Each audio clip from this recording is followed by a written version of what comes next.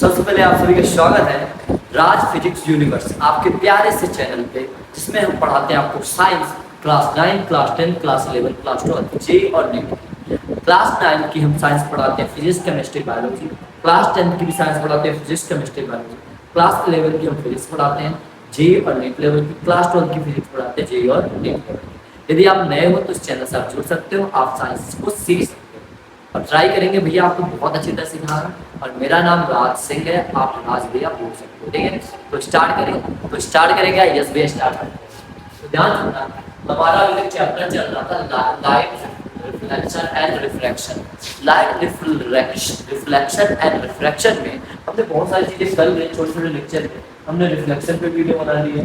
Reflection क्या होता है, हमने reflection, incident ray, reflected ray, normal, ये सब बता दिया है।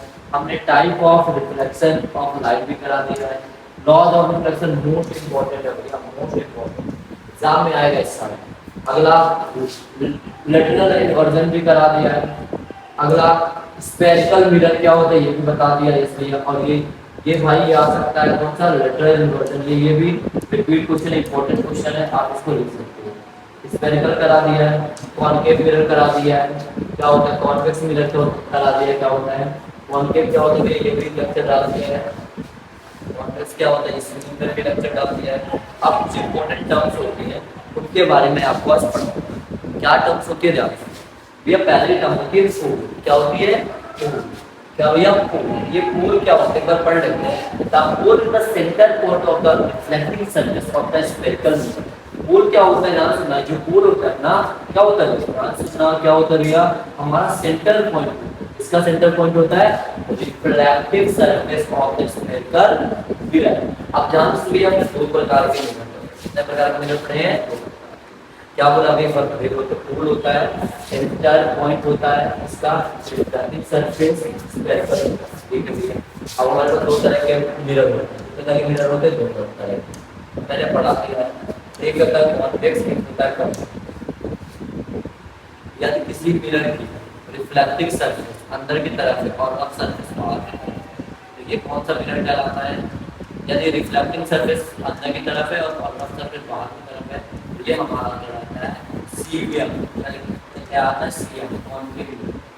और यदि हमारा सॉरी कॉन्केव, यदि हमारा रिफ्लेक्टिंग सरफेस बाहर की तरफ हो और रफ सरफेस ऐसे मिरर अंदर की तरफ इस पर, ये कहलाता है हमारा कॉन्वेक्स।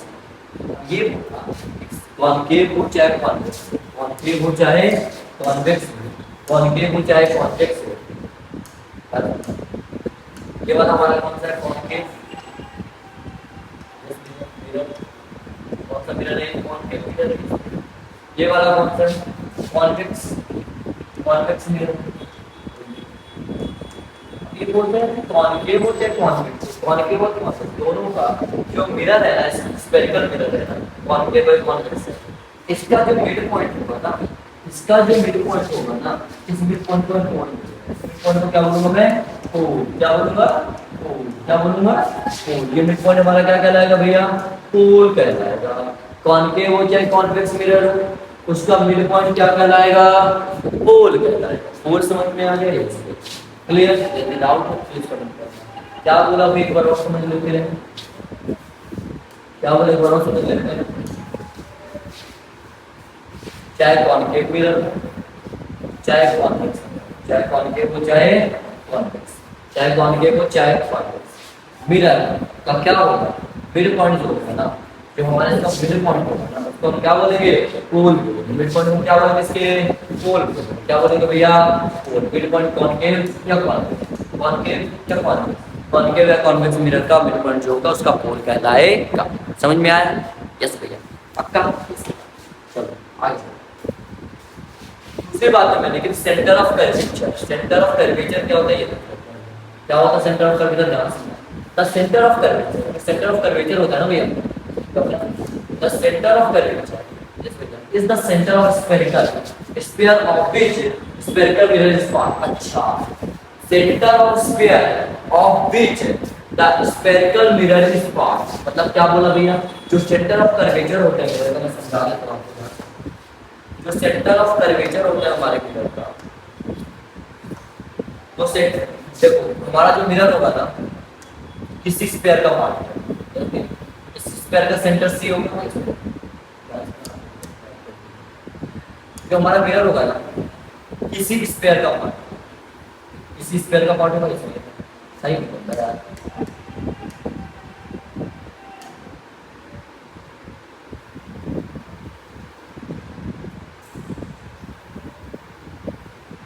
हाँ ये हमारा स्फीयर है, इसका थोड़ा सेंटर नहीं होगा, इसका सेंटर कहाँ होगा, अभी हमारा स्फेरिकल में, ठीक है। अब जो भी हम कॉनकेव चाहे कॉन्वेक्स वो स्फीयर का पार्ट होगा, स्फीयर का सेंटर होगा ना, याद रखो स्फीयर का सेंटर होगा, जो ये सेंटर होगा ना ये क्या होगा, जो ये सेंटर होगा इस स्फीयर का, जो ये सेंटर होगा ना, ये जो सेंटर होगा स्फीयर का, इसका पार्ट है वो मिरर। मान लेते हैं किसी से मैंने इसको काट क्या किया, इस मिरर को काट, इस मिरर को मैंने क्या किया काट इस मिरर, और हमने क्या किया बना दिया कौन सा मिरर, कौन सा मिरर कॉन्केव। अब उसी स्फीयर का सेंटर उस मिरर का क्या कहलाएगा, centre of curvature, centre of curvature, centre of curvature CO है, CO curvature, centre of curvature क्या कहलाएगा जानते, जो स्फीयर जो मिरर जिस स्फेरिकल मिरर का पार्ट है उस स्फेरिकल मिरर का सेंटर उस मिरर का सेंटर ऑफ कर्वेचर कहलाएगा। क्या बोला, जो मिरर जिस स्फीयर का पार्ट है उस स्फीयर का सेंटर काट के बनाया उस मिरर का सेंटर ऑफ कर्वेचर कहलाएगा, जिसको हम बोलेंगे, और पोल से सेंटर ऑफ कर्वेचर की दूरी कहलाती है हमारी क्या कहलाती है, radius of curvature, radius of curvature. Pole से सेंटर की दूरी क्या कहलाती है, रेडियस ऑफ कर्वेचर, याद रखो। और सेंटर ऑफ कर्वेचर और पोल को मिलाने वाली जो लाइन होती है ये कहलाती है प्रिंसिपल एक्सिस। पोल और सेंटर ऑफ कर्वेचर के बीच की डिस्टेंस, पोल और सेंटर ऑफ कर्वेचर के बीच की डिस्टेंस क्या कहलाती है, रेडियस ऑफ कर्वेचर, क्या कहलाती है, radius of curvature. Pole centre के बीच की डिस्टेंस क्या कहलाएगी, radius of curvature. Pole centre के बीच की डिस्टेंस क्या कहलाएगी, रेडियस ऑफ कर्वेचर। पोल और सेंटर, पोल और सेंटर और पोल, सेंटर और पोल को मिलाने वाली लाइन, सेंटर और पोल को मिलाने वाली लाइन क्या कहलाएगी, प्रिंसिपल एक्सिस। को हम आगे भी बढ़ा सकते हैं, इसको हम आगे भी बढ़ा सकते हैं। सेंटर पोल को मिलाने वाली लाइन क्या कहलाएगी, सेंटर पोल को मिलाने वाली सेंटर प्रिंसिपल, ठीक है।